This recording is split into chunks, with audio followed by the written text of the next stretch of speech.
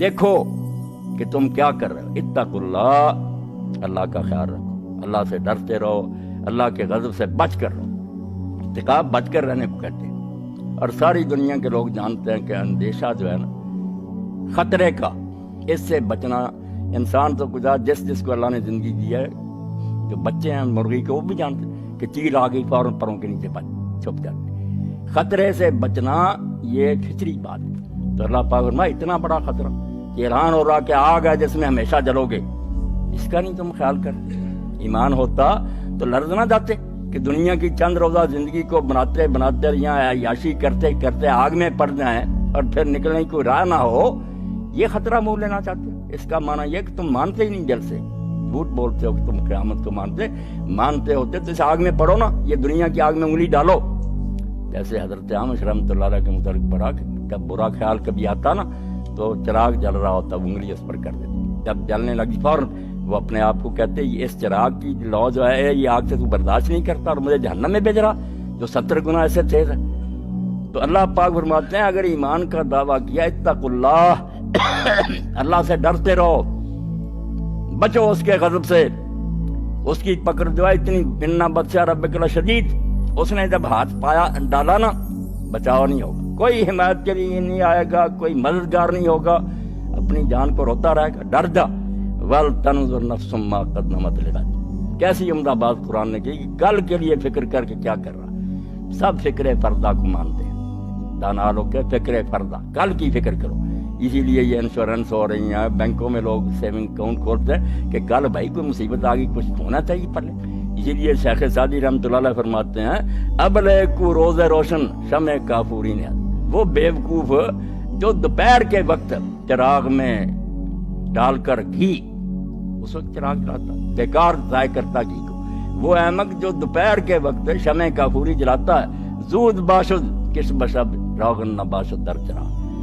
تھوڑی دیر کے بعد جب رات آئے گی تو تیل تو ختم ہو چکا ہوگا، اب کہاں سے جلائے گی، جب وقت آیا جلانے کا اب ہے ہی نہیں۔ تو یہ ہے فکر فردہ کہ مستقبل کی فکر کرو، اس کو برباد نہ کرو۔ غد کہا کہ تم جانتے ہو کہ جیسے آج ہے تو کل کا جانتے ہو نا کہ رات آئے گی پھر کل آ جائے گا، یقین ہے نا۔ اللہ نے قیامت کو کل کہا کہ بالکل جیسے آج کے بعد کل ہے نا، اور تم شک نہیں کرتے اس کے لیے دن رات محنت کرتے ہو کہ کوئی سیونگ رکھیں،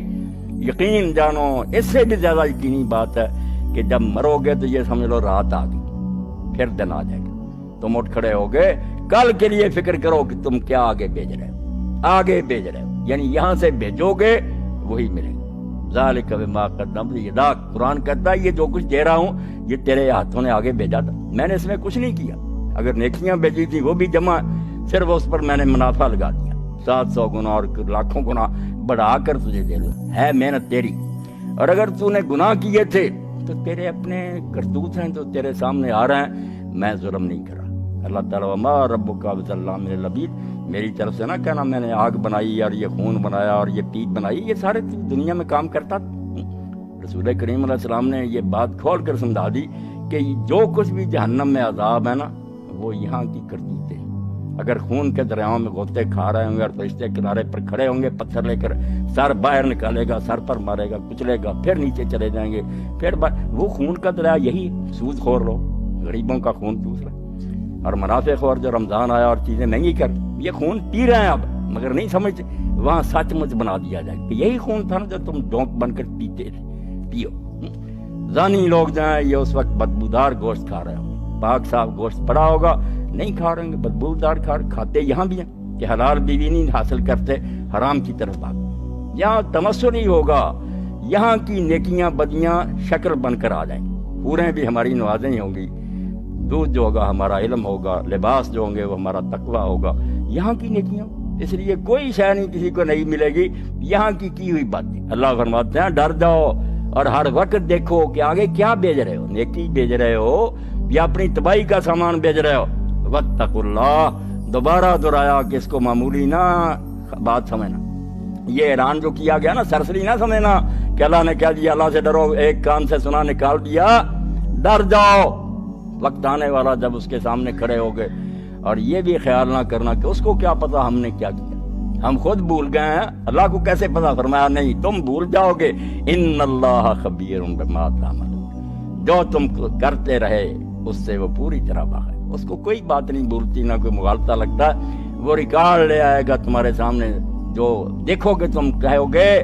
ہائے ہماری کمبختی، مال ھذا الکتاب، یہ دفتر کہاں سے نکلایا، لا یغادر صغیرۃ ولا کبیرۃ الا احصاها، کوئی چھوٹی بڑی شے نہیں رہی جو اس میں درج نہیں ہے، کوئی چھوڑی نہیں بات، ہمارے دل کے خیال، ہماری آنکھوں کی چوریاں، ہمارے کانوں نے جو غیبتیں سنی سب درج، ووجدوا ما عملوا حاضرا، جو وہ کچھ کر کے گئے وہ سامنے ملے گا، ایک فرمایا لکھا آئے گا، دوسرا وہ سامنے تصویریں بنی ہوگی، نماز بھی آئی کھڑی ہوگی، خیرات بھی کھڑی ہوگی، اور قبر میں بھی آتا، جب آدمی میت جاتی ہے چاروں طرف کھڑی ہو جاتی ہے بات، فرشتے پوچھنا شروع، ادھر نماز ہے، ادھر صدقہ ہے، ادھر روزے ہیں، وہ کہتے ہیں کیا حساب کرتے ہیں، اور برا جو ہے اس کے پاس کچھ بھی نہیں ہوتا، مار پڑ۔ تو فرمایا خبردار رہو کہ اللہ کو پوری طرح پتا جو تم کرتے ہو، اور جب جاؤ گے اس کے سامنے کوئی بات اس کو بھولی نہیں ہوگی، جانتا ہوگا کہ یہ کر کے۔ یا ایھا الذین آمنوا اتقوا اللہ حق تقاته، اہل ایمان اللہ کا تقوی اختیار کرو جتنا کہ اس کے تقوی کا حق ہے، ولا تموتن الا وانتم مسلمون، اور دیکھنا ہرگز موت نہ آنے پائے مگر فرما برداری کی حالت میں۔ یہ سب سے گاڑھی آیت ہے قرآن مجید میں تقوی کی تلقین کے لیے، اللہ کا حق جتنا ہے اتنا تقوی۔ اس پر صحابہ گھبرا گئے کہ یا رسول اللہ، اللہ کا حق کون ادا کر سکتا ہے؟ پھر جب آیت اتری ہے سورہ تغابن کی کہ فاتقوا اللہ ما استطعتم، اپنی امکانی حد تک تقوی اختیار کرو، تب ان کی جان میں جان آئی۔ ساتھ ہی یہ کہ مت مرنا مگر حالت فرما برداری میں، کیا معنی ہے؟ کوئی پتہ نہیں کس لمحے موت آ جائے، کوئی لمحہ نافرمانی میں نہ گزرے، مبادا موت کا ہاتھ اسی وقت آ کر تمہیں دبوچ لے۔ اس طرح کی شخصیتیں اگر پہلے نہ بنی ہو تو کوئی کام نہیں ہو سکتا۔ پہلے کردار سازی افراد کی، اب جب یہ کردار سازی ہو، لہذا جہاں تک تمہارے بس میں ہو اللہ سے ڈرتے رہو، اور سنو اور اطاعت کرو، اور اپنے مال خرچ کرو، یہ تمہارے ہی لیے بہتر ہے۔ جو اپنے دل کی تنگی سے محفوظ رہ گئے بس وہی فلاح پانے والے ہیں۔ اللہ سے ڈرتے رہو۔ قرآن مجید میں ایک جگہ فرمایا گیا ہے اتقوا اللہ حق تقاتہ، اللہ سے ایسا ڈرو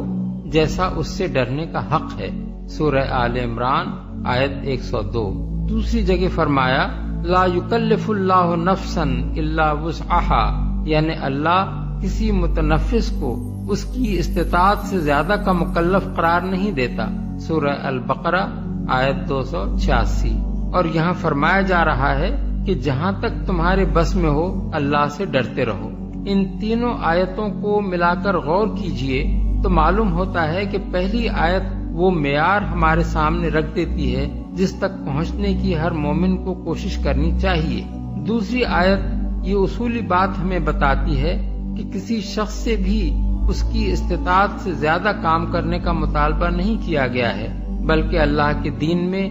آدمی بس اتنے ہی کا مکلف ہے جس کی وہ مقدرت رکھتا ہو۔ اور یہ آیت